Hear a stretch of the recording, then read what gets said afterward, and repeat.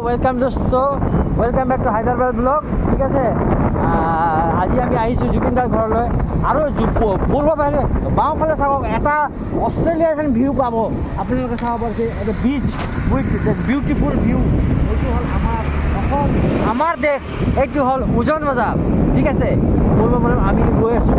প্ৰথম আমি জুবিনদাৰ ঘৰ চাম। জুবিনদাৰ ঘৰ চাই আমি পাহাৰেদি হয় আকৌ আমি য'ত আমি জল জীৱনৰ যে অফিচটো আছে তাতে ওলাম। আমি আপোনালোকে কণ্টিনিউ কৰক নেক্সট ব্লগলৈ।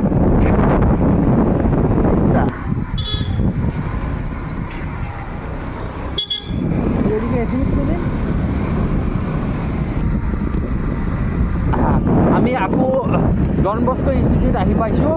ইয়াৰ পৰা কেৱল 2 মিনিটত আমাৰ জুবিনদাৰ ঘৰ পাব। বাওঁফালে আমি জুবিনদাৰ ঘৰ। জুবিনদাৰ আমাৰ সদায় মনত থাকিব। আমি জুবিনদাক আজি খ্ৰীষ্টমাছত এটা উপহাৰ, এটা শ্ৰদ্ধাঞ্জলি আজি দিব আহিলোঁ।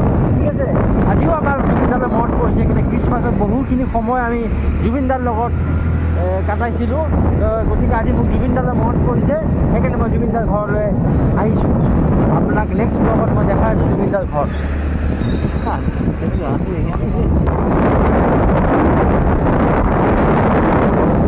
চলি আছে।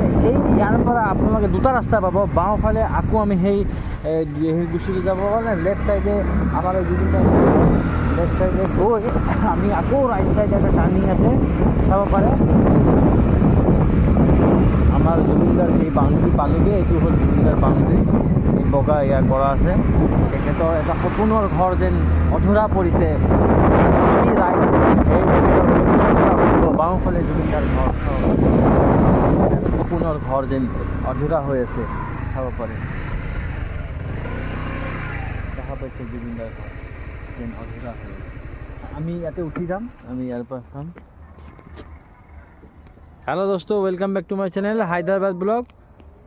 ইয়াতে আপোনালোকে চাব পাৰে। ইয়াতে নদী